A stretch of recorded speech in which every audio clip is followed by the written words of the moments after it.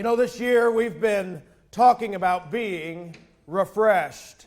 And today is about being refreshed in God's kingdom. In the Gospel of John, we see one of the most intimate pictures in the Bible of Jesus with his apostles. And Jesus is preparing to leave them. And he shares communion with them, gives them hope for the future, commissions them into ministry. And it's really worth spending a lot of time on. But today, let it serve as our introduction. John chapter 13, verse 33. Here's what Jesus says. Dear children, I will be with you only a little longer. And as I told the Jewish leaders, you will search for me, but you can't come where I am going. So imagine this scene with me, if you will. The disciples have spent every day for the last 3 years with Jesus. They haven't always known where they're going to go, haven't always known what they're going to eat, or what they're going to wear, or what they're going to do for the day. But they've known Jesus will be there when we wake up. And now Jesus says, hey, I'm going to leave you behind. Of course, it's Peter who raises his hand to say, where are you going? You remember that first time your parents told you when you were a child, we're going somewhere, and we're leaving you? What was the first thing the kids said, or you said as a kid? Where are you going? I want to go. We want to be there too. And it's not fair. And they start going down all this long list of things. In March, Missy and I are going to celebrate our anniversary. And so we decided we would go to Branson for a few days without the children. And so, we told them this a few weeks ago. Well, we want to go to Branson. We want to go to Silver Dollar City. We want to go. Why can't we go? It's not fair. And we say, well, we're going to celebrate our anniversary. And they say, we want to go too. Why are you going there? Well, you're not going to be there. That's why we're going there, okay? That's the point of going there. And so then they say, well, who's going to watch us? Who's going to be with us? Well, you have your Aunt Nicole and Papa and Grandma. You're going to be just fine. And kids don't like being left behind. The disciples told Jesus, we want to go with you. And Jesus, like a parent, said, no, I'm leaving and you can't follow me. Now Jesus is still with us here in spirit. He's still with us to this very day. But there was a moment when Jesus said, I need to leave you behind. And he did. You remember the day you left home for good? Or at least maybe you thought it was for good. Maybe you had to move back home at some point. I don't know. But you remember that time when you thought you were leaving home for good? You went off to college, or you got a job and got your own apartment, or you moved in with a friend. Did you have that moment where you looked back at the house? I don't know if you lived in the same house all your life. We lived on the same property our whole lives growing up. I had a different house at one point when I was in junior high, but it was always right there on the farm. And I look back and all the memories came flooding back. Did you ever have that moment in your life? And you think of all the memories, the warmth, the love, and the care, and you left it behind. And as you left, you realized something. God prepared you for that moment. He prepared you for that moment with the warmth and the care and the memories. How else has he prepared us for a departure from home? Well, John 13, 34 through 35. So now I'm giving you a new commandment. Love each other. Just as I have loved you, you should love each other. Your love for one another will prove to the world that you are my disciples. Love. Love has prepared us to leave home. Love has prepared us for life. It gives us a foundation with which to deal with every challenge, every difficulty, every transition in life. Being a Christian is really all on the key word of love. It's not what t-shirt you wear, what hat you wear, or what bumper stickers on your car. Being a Christian is all about the action of love. The world will know we are Christians by our love for one another. You ever pick someone up from the airport when they came off of the plane? You ever done that before? Maybe you've been apart for a week, a month, years. And when you see them coming down the walkway at the terminal, to see that reunion take place is amazing. I've never really had the opportunity to go through that, but I've seen it happen many times. And the families are hugging, some of them are crying, and they're just so happy to be back together. And you hear phrases like, I'm so glad to see you, I missed you. Now, I want to act that out here today, so if you would turn to the person closest to you and say, I'm so glad you are here. Say that with some enthusiasm.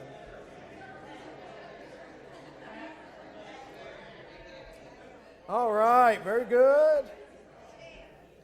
I think some of you are laughing a little too much, but that's okay. That's okay. Now, that's a fun little exercise, but the question is, or the reality is, that's the kind of relationship Jesus wants us to have with one another, where we are truly glad to see each other, where I'm so glad you are here isn't a simple little exercise for a sermon, but it's the reality for how we treat one another. But here's what I found out. The more you're with people, the more you take them for granted. And it's not that you're trying to use or abuse them. The fact is you're just with them a lot, and so you begin to forget what they offer to you, what kind of difference they make to your life. The more you are with people, the less excited you are about them. The more you are with people, in fact, the more critical you become of them. And here's what Jesus says. If we want to be refreshed, we need to be connected to the community of believers, the community of faith known as God's kingdom, known as the church. And here's how we do it. We love one another as Christ loved us. And how did Jesus love us? He loved us all the way to the cross and to the grave. So many times we say, well, I tried to love them. It's just too hard. I did my best. I'm sure glad Jesus did more than our best. And it's a model we really need to get serious about following. The problem with our love is it's not consistent. And because of that, our love doesn't always work out the way God intends it to. Now, I'm going to need a few volunteers today, but before you raise your hand and get excited, it will involve a feat of strength, stability, a little bit of endurance. So if you feel you're up for that particular challenge, raise your hand. Thank you. All right. We got some hands. All right. Okay. Let's get the guys from the worship team up here to get started. Very good. Walker, you can come on up here. We'll see how you do with this one. Jake, why don't you come on up here? And I'm going to go all the way back to the sound booth back there. And Benjamin, if you wouldn't mind taking a break and making your way up here. Greg, I think I'm going to need you as well. So, last time I checked, you are on the worship team. Correct? All right, very good. Now, debatable. All right, so we need to clear the front here. Actually, a couple of you, if we could get the communion table and just slide it off to the side. I don't want anybody falling through it. This is not the WWE, and we don't wrestle. We're not going to try to break anything. We're not guaranteeing it. We just approved the new budget, though, so this is okay.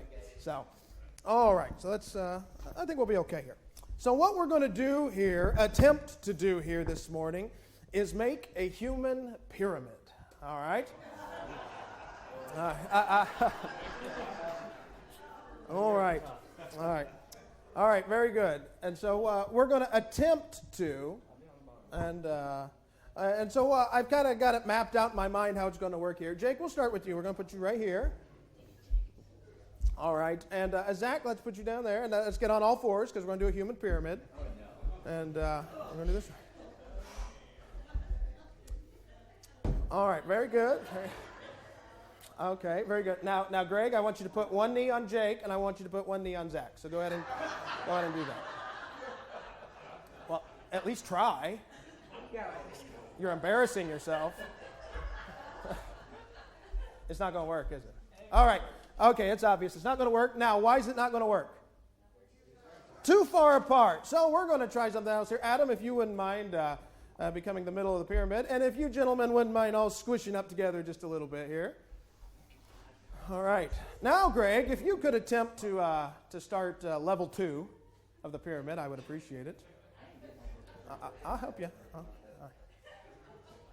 right. All right. If you got smartphones, get your cameras out, please. All right, Walker, you think you can do this one? I think I can. Okay. Oh, I'm tripping. I'm not even the pyramid. Okay. All right. I brought Skinny up here for that. So, all right. You think you can do this? All right. Watch your. Oh, timber. That's all right. That's all right. I told you something was going to happen. All right. What I would do if I were you, I would step on Adam's back. And I'm not going to be able to. That's all right. His shirt will wash. Don't worry about it. Okay.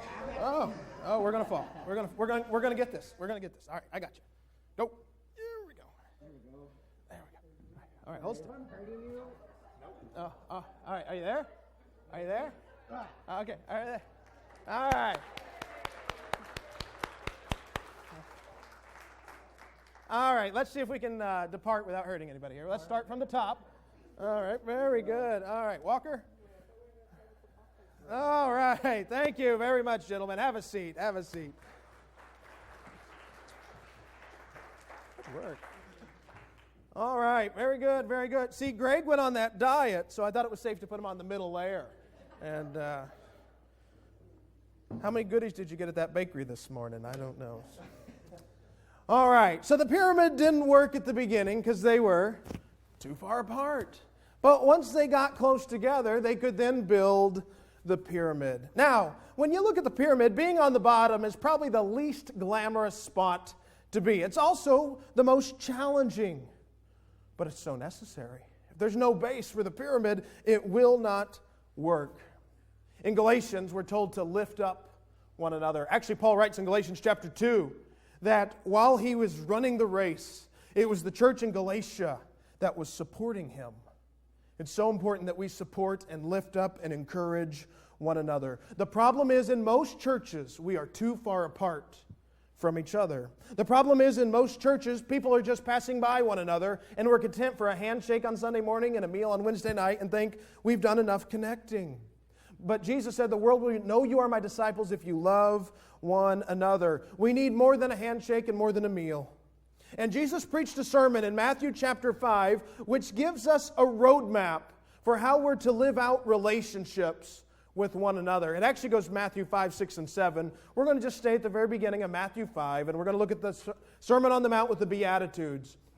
Beatitudes are simply attitudes that must be. That's all that it means. It's nothing too fancy. And these 8 commands provide solid relationship not only with God, but with one another. And so what we're going to do, we're going to read each verse as we go along and understand it. And then we're going to change the phrase to mean something relevant in our language. And so I'm going to ask that every time we get to one of those phrases, you're going to repeat it with me. So it's going to take some verbal work to get through the sermon this morning, but I trust you all will be able to go along and help me out with it. But we start with the first beatitude, Matthew 5:3. Blessed are the poor in spirit, for theirs is the kingdom of heaven. So poor in spirit, does that mean poor in money? I mean, okay, so we're talking about being poor. No, it says poor in spirit. So if we're going to understand what the poor in spirit is, let's look at the opposite. What does it mean to be rich in spirit?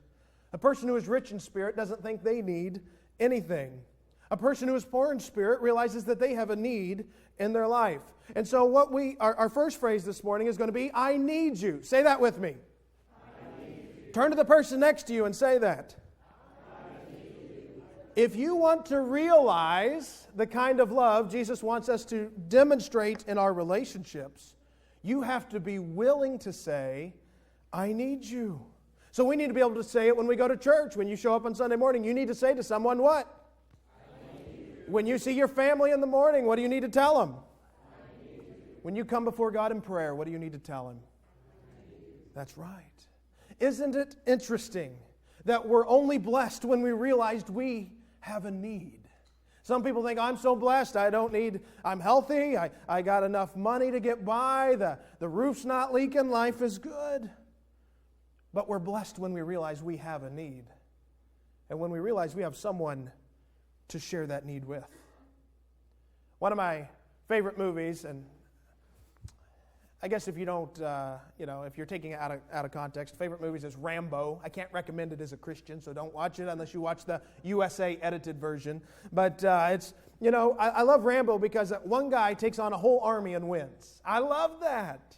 Guess what? There's no Rambo Christians. They don't exist. There's no lone wolf out there. We are a community that is connected to one another. We need each other. So let's be people who say, I need you. All right, second one, Matthew 5:4. Blessed are those who mourn, for they will be comforted. Now Jesus is talking about those who express sorrow. Every time you come into a relationship with someone, you open your heart to them. Whether a little, whether a lot, you open yourself up to them. And anytime you open yourself up to someone, you're going to get hurt. It's not a question of if, it's a question of when. You can't avoid it. So whether we're talking about your family at home or your church family here, it's like two porcupines kissing. Someone's going to get poked when it's all said and done. And that's why we have to be willing to say our next phrase, I'm sorry. Say that one with me. Now say it like you mean it. Now I want you to say it sarcastically like you don't mean it. Some of you have too much practice with that. So here's the deal. When I become a Christian, I can't come before God without first saying, I'm sorry. That's the reason I come before God, because I realize, my sin has nailed Jesus to the cross. My first and appropriate response is, I'm sorry. It's called repentance. And that's really how people get connected together. After we get to know one another, there's going to be an opportunity to say, I'm sorry. But it's so backwards to what usually happens. People say, I'm not going to say sorry until she says she's sorry. Well, I'm not going to say sorry until he says I'm sorry. And Jesus says, whoa, wait a minute. Didn't you already tell one another that I need you? But now you're not willing to say I'm sorry? And so we should be the first to say, I'm sorry. Now, that's not always easy to do. Sometimes it's a bit of a challenge. And here's what I found out. Missy and I, we don't fight hardly at all. But when we have had a good fight that lasts, a little while, I found she's the one who always says I'm sorry first. And that's not because she's wrong. It's because she's a lot more like Jesus than I am at those times. And you know what? I bet I'm not alone. I bet a lot of us trip over that phrase, I'm sorry, from time to time. So we need to be willing to say it. But there's a second way that we say sorry to one another. It's not just in an apologetic sense. We also mourn over the fact that lives are destroyed by sin. And it's not necessarily the sin of the person, it's the fact that we live in a sinful world. The world was perfect until sin entered, and once sin entered, the death cycle started. Cancer happened, disease happened, difficulty happened, natural disasters happened. And so sometimes we get affected by sin and cancer happens. Sometimes we get affected by sin and our home gets destroyed. Sometimes we get affected by sin and we lose a loved one. It's not that we did anything to deserve it. We just live in a bad place, a world of sin. And so we communicate by saying, I'm sorry. Not that we did anything wrong, but to share the feeling that we care for one another. That's how we have healthy relationships. We say, I need you. We say, I'm sorry. And then we continue in Matthew 5:5. Blessed are the meek, for they will inherit the earth. Meek. Has anybody ever called you meek before? Has anybody ever been told that? Okay, not one hand went up. And if someone said, Mark, you're really meek, I'm like, you want to fight? Then you talk to Greg. He fights my fights for me. And, I've never been in a fist fight, but I'm not saying you have, but I'm going to stop that analogy right now. But no, and so, meek. Meek rhymes with weak, so surely that's an insult. But it's not. You go back to the Greek language, meek talks about taking a wild horse or stallion and taming it for a task, putting a bridle on it and a bit in its mouth. And so you can take this big beast of burden and you now have power under control. That's what the phrase means, power under control. It means you now have power and energy focused to do a task at hand. And so if we're going to be meek in our relationships, it means we put ourselves under control. It means that we pull back on the reins of ourselves to the benefit of the other person. This means I respect you. Say that one with me. I respect you. Now, here's what I found out is our society lacks a lot of respect. And you say, well, it obviously starts with the younger generation. Well, maybe. I've talked to our school teachers, and I found there's a lot of lack of respect in our school systems and from our young people. But I tell you what, right now, there's plenty of lack of respect all up and down the age ladder. Doesn't matter if you're 6, 60, 600, anywhere in between. There's some people say, I've got to a certain age, I can say what I want. Guess what? Jesus says, no, you can't. We are to be respectful of everyone at all times, regardless of our age or position. When someone cuts you off in traffic, when someone talks bad about you, when someone doesn't invite you to participate, when someone hurts you in some fashion or form, we still respect them. It doesn't mean we tolerate the action. It doesn't mean we become a doormat, but we don't treat them the way the world would treat them. Remember what they did to Jesus? They beat him. They hit him. They put a crown of thorns on his head. They put him on a cross, and he said, Father, forgive them. That's a level of respect Jesus has for human life that I think we could learn a lesson from today. May we be people who respect one another. Fourth, Matthew 5:6, blessed are those who hunger and thirst for righteousness, for they will be filled. The root word for righteousness is what? Right. It's that simple. Righteousness means right. And the phrase for this one is, I want to do what is right regardless. So I want you to say that one with me now. I want to do what is right regardless. But what if it costs you a job? I want to do what is right regardless. But what if your friends leave you? I want to do what is right regardless. What if it means you're going to get in trouble? I want to do what is right regardless. Isn't that the kind of friends you want to have? The friend who will do whatever is right regardless? Isn't that the kind of boss you want to work for? Isn't that the kind of spouse you want, child you want, preacher you want, friend you want? The world says pick your friends based on what they can do for you and what connections they can get for you. Jesus says pick your friends based on those who want to do what is right regardless. In Mark Moore's commentary on the life of Christ, he states that righteousness is more than right with God. It's right moral behavior and right motives with one another. And that's the key right there, right motives with one another. Jesus said, why worry about the speck in your brother's eye when you have a plank in your own eye? First, remove the plank from your own eye, then you will see clearly to remove the speck from your brother's eye. Did you catch that? If you have the wrong motive and you confront someone in their sin, you're sinning. But when you take the plank out of your own eye and you go to them out of love, which is the whole foundation for what we're talking about this morning, when you go to them out of love and you want to do what is right regardless, you honor Jesus in that relationship. Always check your motive before you do, quote, what is right. Or you might find yourself doing something that is right on the outside, but on the inside it's for the wrong reason. And that's just as bad as the sin the other person's committing. Make sure we do what is right. Fifth, Matthew 5:7, blessed are the merciful, for they will be shown mercy. What is mercy? It means I have forgiven you. And that's going to be our phrase, but we're going to tack on another word with it. It means I have forgiven you already. That's what mercy means. So say that one with me. I have forgiven you already. But what if I borrow $10 from you and don't pay it back? All right. Somebody.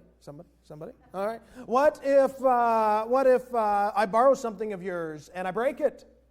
I have forgiven you already. But what if I call you a name and it hurts your feelings? I have forgiven you already. When we fail to be merciful with one another, we demonstrate that we don't understand the kind of mercy God has for us. When we fail to forgive others, we fail to realize how much Jesus has forgiven us. And that's really a question you need to ask yourself right now. Don't answer it out loud, but just think in your mind. How much has Jesus really forgiven me? Think that one through for just a minute. And odds are you think a whole lot or a little or somewhere in between. How much has Jesus forgiven you?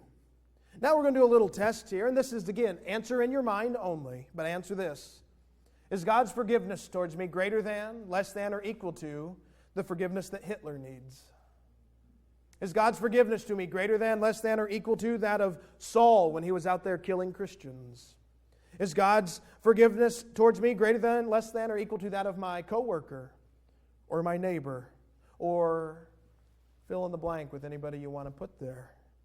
The correct answer, of course, is equal to. There is no one who needs God's forgiveness more than another. We all equally need it. And that's why it's called mercy. That's why it's called grace. Grace means unmerited favor. We don't deserve it, but God gives it to us anyway. God has forgiven us. When Jesus died on the cross, He forgave our sins. And we hadn't even committed them yet. But He was preparing the way for us to receive His grace. As Christians, we need to be people who forgive. And that's not easy to do. Oh, it's a challenge. But it's a challenge we have to face head on. Matthew 5:8, blessed are the pure in heart, for they shall see God. Pure means without blemish. It means to be transparent. And so that means I will be honest with you. But we also need to tack on another phrase with that one, and that is, I will be honest with you always. Say that one with me today. I will be honest with you always. Now, do you mean that? You repeated it with me, but do you mean that? Will you always be honest with someone? Excuse me. In our culture, it's just expected you're going to lie at some point. Fudge the numbers on the report, add an extra 15 minutes to your time card, take an extra $1 out of petty cash. It's just expected that you will do something dishonest at some point. But we need to be honest always. And that can be a challenge, and it can sometimes put us in a difficult spot. Back when Missy and I lived in Illinois, she was working as the assistant manager of Fashion Bug, and it was one of those winters we had one of the ice storms come in. And her car got froze over, and she didn't want to drive, and I said, all right, I'll come pick you up. Well, while I'm sitting in the parking lot, I saw this, a Bronco, not a horse, but the actual vehicle, and it was coming down the road, and I noticed that its wheels were not turning, but it continued to move as it was sliding on the ice, and I said, it's going to hit me. And there's nothing I can do. It wasn't going fast, but there was only going to be one way to stop it. So I sat there and waited, and thump, hits the car, wonderful. And so I get out, and then these two girls get out about my age, and we're exchanging information, and the one who was driving said, can you do me a favor? I'm really not in a favorable mood right now, you just hit my car. But I'm like, all right, what? She goes, could you not tell them I was driving? I said, what? And she said, well, could you say my friend was driving and not me? You see, I don't have a license. Oh, great. I said, well, I'm sorry, I got to be honest. I have to be an honest person. I said, I'm actually a preacher as well. I said, I can't lie. Okay. I said, I tell you what, though, I won't offer any unnecessary information, whatever that's worth. I said, but I'm not going to try to get you in trouble, but I'm not going to lie. She said, okay. So I picked up Missy, told her what happened, got home, trying to figure out what are we going to do. And so I figured, to be honest with her and with the insurance company, there was only one thing to do. I didn't turn in the claim. It was just cosmetic, and it was an old car. I really didn't care that much. We probably would have used the money to go on a trip anyway. And you've all played that game, you know it. But no, I mean, we decided why go through that? I want to maintain my integrity and my honesty, and so I didn't do that. Now, I don't tell you that story to make myself look good, but sometimes we have to go way out of our way to maintain our honesty and integrity and to help others. And sometimes it's really inconvenient, and sometimes that's okay. Last time I checked, Jesus went way out of his way for us. And so maybe we should do the same for one another. Matthew 5:9, blessed are the peacemakers, for they shall be called sons of God. These people not only love peace, they create peace. You know what? Peace is like homemade bread. Everyone loves it. Few people take the time to actually make it. In second grade, whenever two kids would start shoving each other in the hallway and all the other kids gathered around, what did they yell? Fight, fight, fight. That's, of course, what they yelled. In junior high, when two kids started shoving each other in the hallway and kids gathered around, what did they shout? Break it up? Not at my junior high. No. It was fight, fight, fight. In high school, guess what they said? Fight, fight, fight. In the church hallway, guess what they said? Fight, fight, fight. No, that's not true. It takes a person of true character to stop a fight and to make peace. And so our phrase for this one is, let me be the first to stop the fighting. Say that one with me. Let me be the first to stop the fighting. Now that's not easy to do, because maybe you have a really good comeback for that mean phrase they just said to you. Maybe you really have something that's going to cut them deep like they've cut you. But someone has to be the first to make peace. Of course, Jesus is the one who did that for us, but it's what we need to do for one another. We need to be a peacemaker. And what happens is, when you become a peacemaker, you introduce people to the Prince of Peace, the author of peace, Jesus Christ. The Bible says Jesus is our peace, and we can share that with one another. Matthew 5:10, blessed are those who are persecuted because of righteousness, for theirs is the kingdom of heaven. Here's our phrase for this one. I will cut you slack because Jesus did that for me. Say that one with me. I will cut you slack because Jesus did that for me. What we're talking about is the gospel of grace. Not one of us is good enough to go to heaven, so Jesus came down to cut us some slack, and I'm grateful that he did. Doing this for others, cutting them slack, is not always easy, but that doesn't mean we should think it's optional. The church is the most gracious institution on the face of the earth. We don't condone sinful behavior, but we love people through it. The reality is, it can be hard to be that pyramid and to stack up one another. Even when we're close together, building that pyramid, you get a little nervous. But we can have the kind of results Christ wants us to have if we will maintain the type of relationships he commands in these Beatitudes. But cutting others slack, that can be a challenge. Jeff Walling's a preacher in North Carolina, and he shared a story where he was at a McDonald's and had an interesting situation take place. But he tells it better than I do. So let's look at this now and watch him tell us this story. I was in a McDonald's. This has been years ago. I can't believe I remember this. I was in a McDonald's where there was this, what's a nice way to say this? I was in a hurry, and the girl behind the counter was really new, okay? She was 16 or 17 years old, first time, first job, I'm sure. It's like, how hard can this be? But they had the cash register, quarter pounder. It's like, press the button. There's like 5 of us in line. I had 20 minutes to grab something really quick, and she's just so slow, and I'm trying to have a good attitude, and so you start looking around and thinking about other things, and I realized the guy in front of me was huge. I mean, he had to be 6'4", 6'5", but he's built, I mean, like a wrestler. I mean, gigantic. I could sit on one of his shoulders, okay? This is how big the guy is. And I'm not a tall guy, and I'm here looking at this giant body in front of me, and as I'm staring at this guy, I'm thinking, God, why did you give him that and you gave me this? And then the next thing I hear is this tiny little Minnie Mouse voice from across McDonald's going, Charles, Charles. And we look over, and it was this lady who couldn't have been any taller than this, had a little baby with her in the booth, and she's saying, get Benny a milk. And the Gigantor guy goes, what? I thought you wanted orange juice. No, get him a milk. And we're all looking at this, and I'm thinking, how did these two get together? You know? I mean, what did their wedding picture look like? Smile, you know, I mean, how did they even do this? So all this is going through my mind when 3 things happened all at once. The guy in front of him finally got served.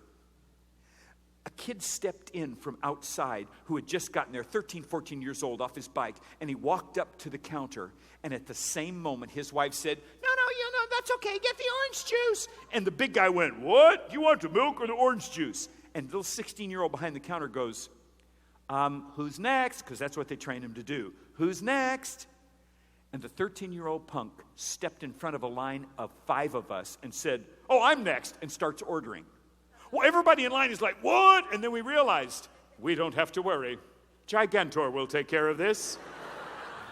Because the big guy kind of went,